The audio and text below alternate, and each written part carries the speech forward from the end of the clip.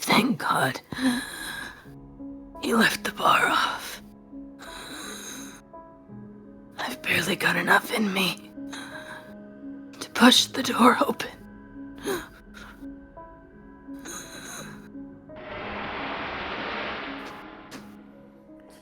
Is that really how you want to do this?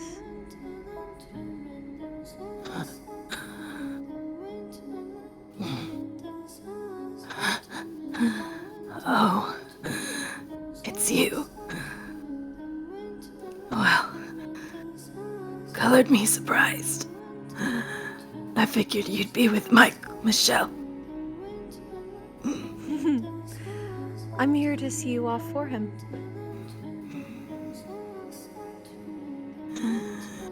You mean you decided you'd get more entertainment out of me?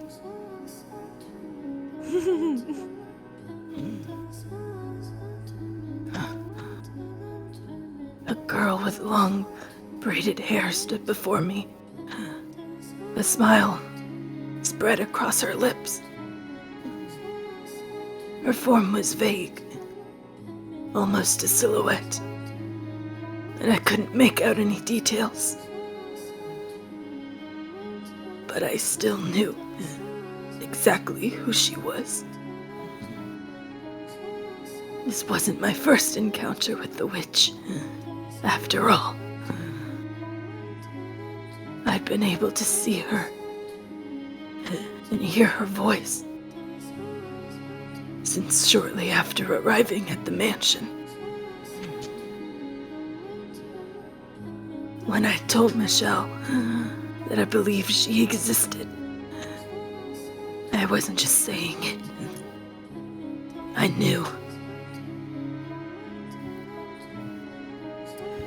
You're quite the seasoned liar. Making out like you're coming clean. And then replacing one set of lies with another? You can still go back and make it right. Tell him the truth, and you'll have my wish. Think about it, my dear.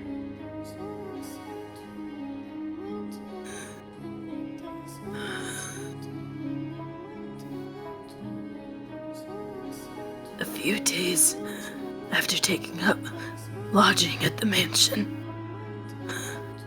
the witch appeared before me. She spoke in a pretty, but almost childlike voice, explaining how unusual it was that I could see her. Because evidently,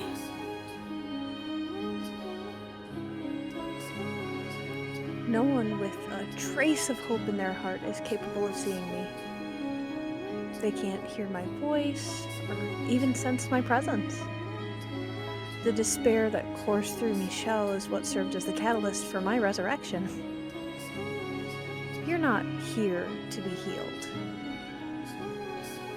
You want to put a curse on someone, don't you? that's right. Your eyes don't lie. I'm honestly kind of floored right now. First, the witch of legend is real.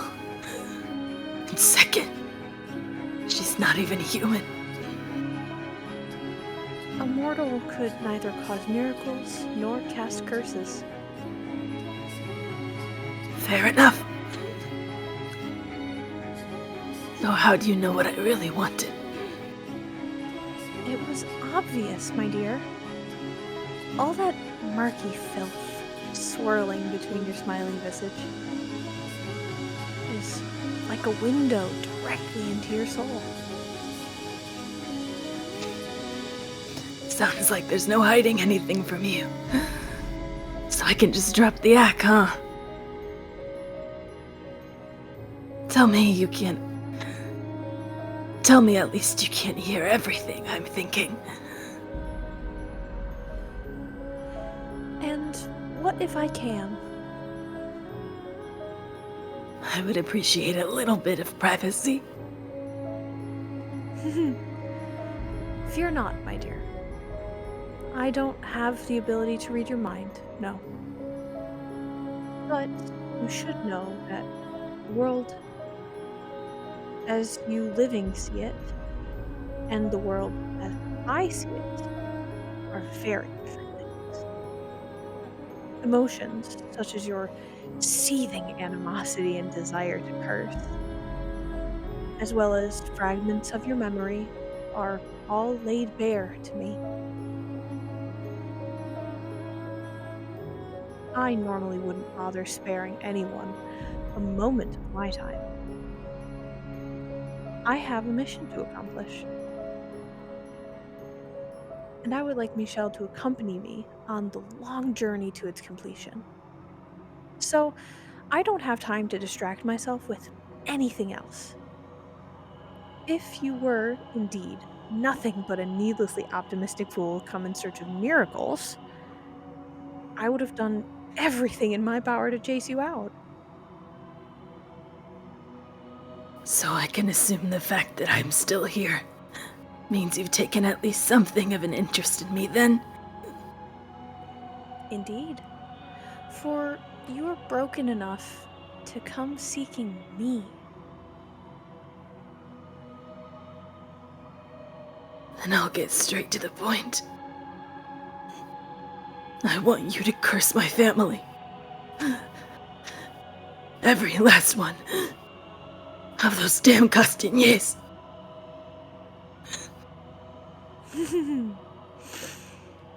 That's my final wish. The last thing I want from this life. I gave my whole life for my family. Sacrificed everything. They repay me with derision. Hell. Making me into a demon. I'm here, sick and miserable, and no one gives a rat's ass. They need to experience the living hell I had to endure. I can't go in peace until they have. It would be my pleasure.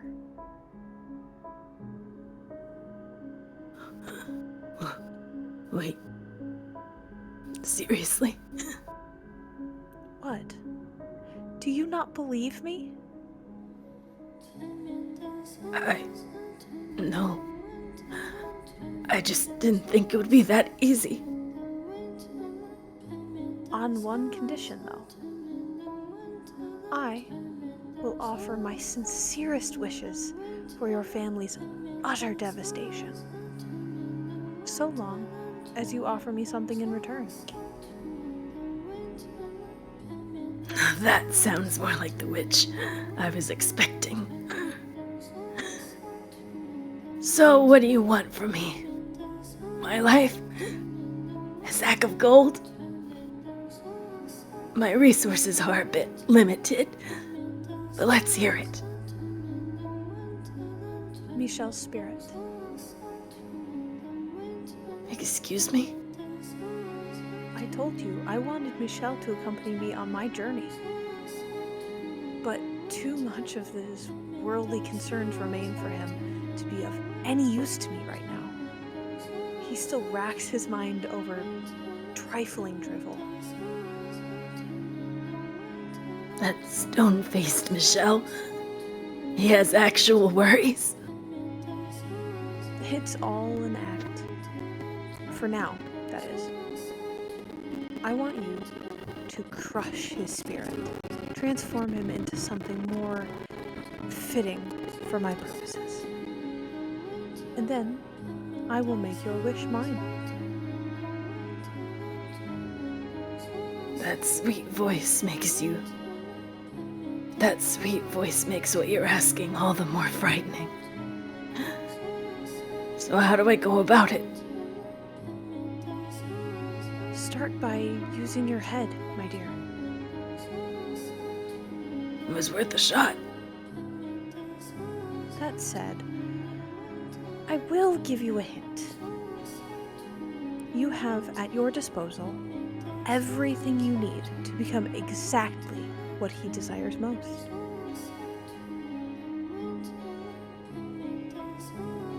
It didn't take long around Michelle to figure out what the witch meant.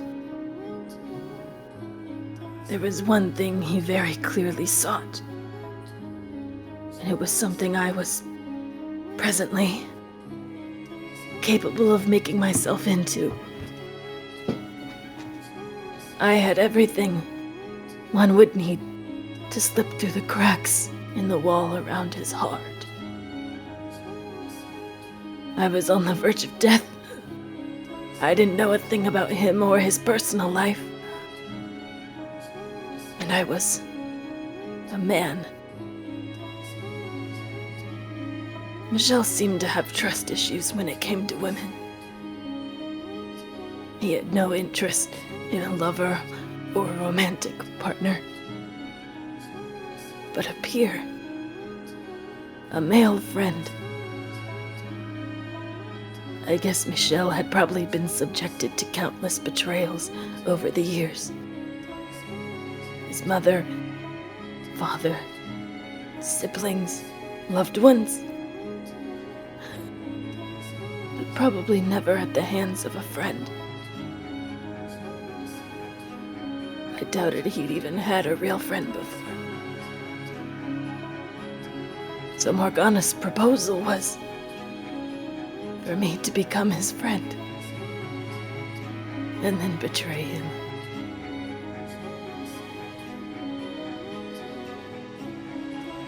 There's still time for you to go back in there and reveal everything.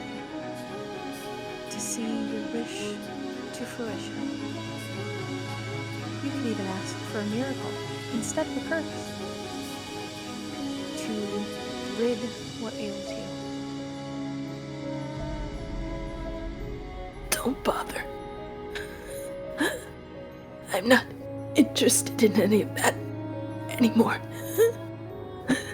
I'm just going to go back out into the forest and die. So nope, you won't get me to go back there. I don't understand. What on earth brought you to this decision? I stopped caring about getting back at my family. That hatred was what had kept me going for so long. It was what had driven me to wander in search of the cursed mansion. I had, in service of it, feigned getting friendly with Michelle. Until, at some point, it stopped being fake. I had found something more valuable than petty vengeance. And I wanted to live the rest of my life and then die for that. With a bit more time, maybe I could have even told him that he'd pulled me up from such a dark place. And then, were it within my power, I'd like to have done the same for him. But that was a dream, beyond my reach. He would have to remain in his darkness for a while yet.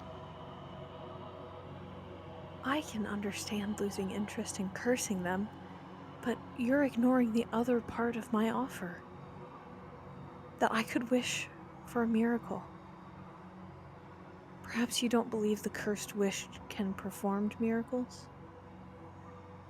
But you would be mistaken, my dear. In life, do you know what I was called? A saint. Well, you're a saint with one hell of a mean streak. My, now that was hardly called for. I'll pass on your miracle, too. Can't imagine it comes free of charge when the curse had a price. You want me to go in and tell him everything, right? What do you have to lose? What possible reason could there be for you to hesitate? That should be obvious. Even to you. I want him to think of me as a friend. That is what he wanted. After all, a peer, a male friend. So if I'm gonna go, I want to go out as that.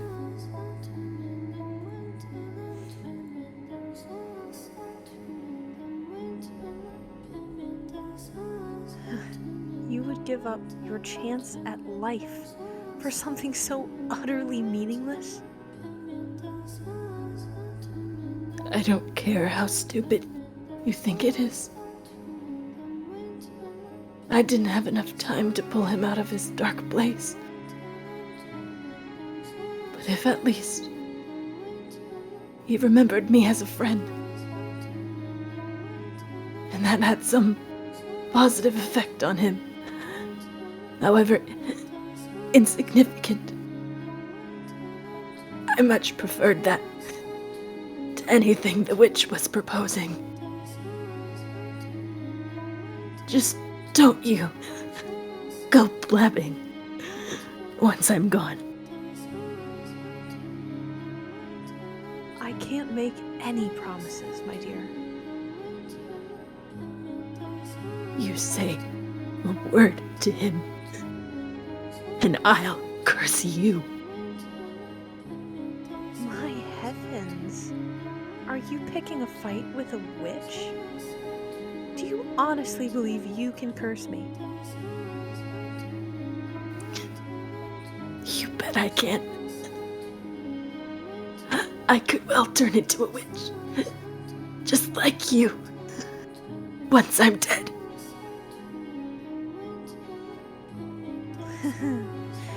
You very well could. You have all the makings of a fine witch. But you can rest easy, my dear. I won't be saying anything to him about you. Because you're too inconsequential to be worth mentioning again. I beg your pardon. At the end of it all, the only one Michelle truly needs is me. What he wants is a curse, and I'm the only one who can provide it. You pretended to be his friend for a few weeks, but in a year's time, that memory will have eroded away into nothing. Your death will amount to nothing. All you did was cast a light on his isolation, and sooner or later,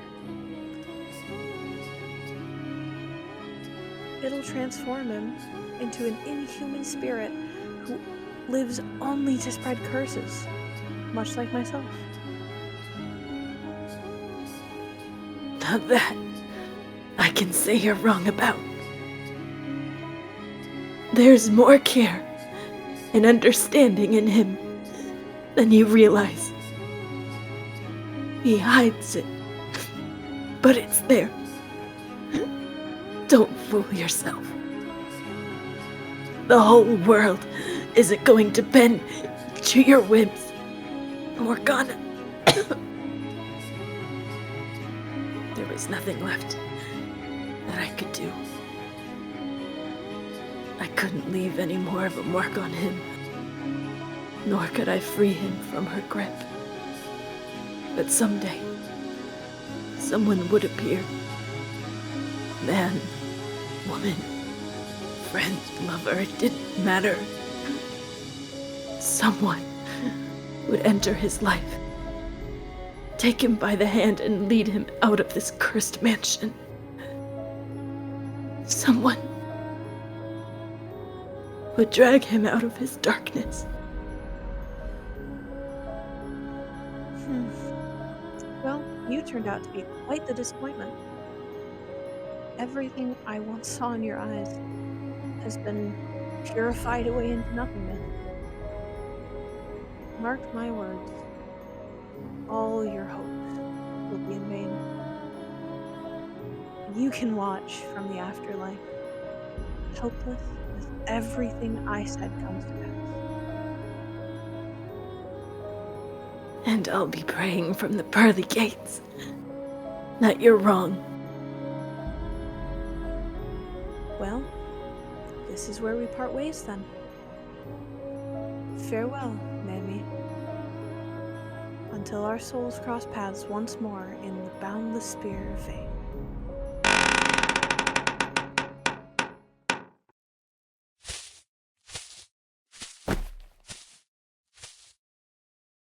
Looks like this is as far as I go. Can't see a damn thing anymore. But hey, it could be worse. I feel like I've been set free.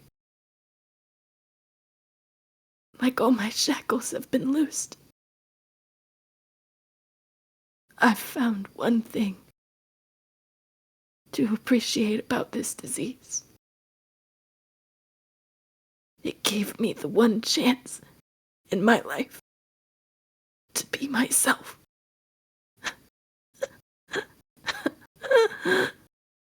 Hey, Michelle. We're not that different after all.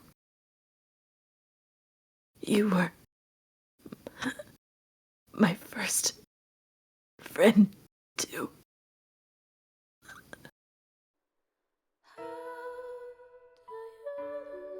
My real name was Naomi Castanier.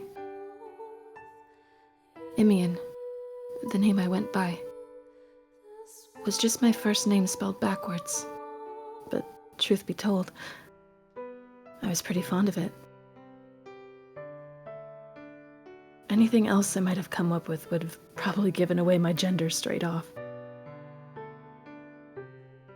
Nearly everything I told Michelle was a lie. From claiming I was a guide to the story of my escape. I hadn't used my good looks to trick a maidservant into helping, but instead manipulated a manservant.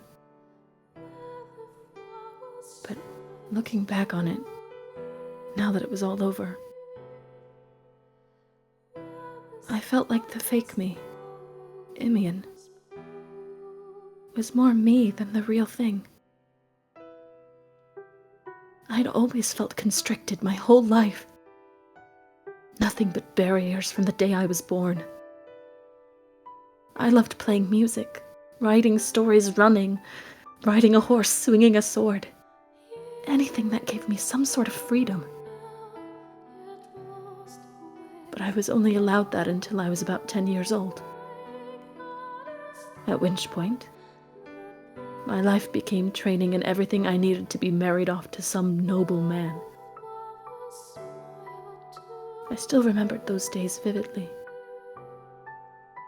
Sitting stone still, staring out the window while I had my portrait painted. I caught sight of a large bird taking off to fly north, watching it flap its heavy wings. I fantasized about riding the bird off somewhere far away, to a beautiful, boundlessly lush land no one had ever seen before. I would found my own nation, and I would be its first citizen. It would be a land without unfair rules and customs. A land where everyone was equal. Man, woman, young, old, a smile on everyone's face. And you would be free to choose who you spent your life with. There would be no nobility and there would be no slaves. And in this land, I would finally be able to find my true self.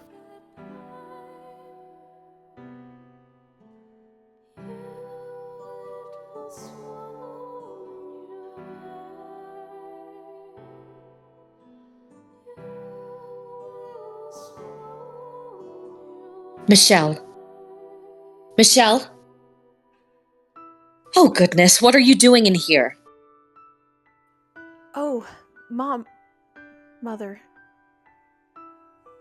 Still looking at that painting, are you?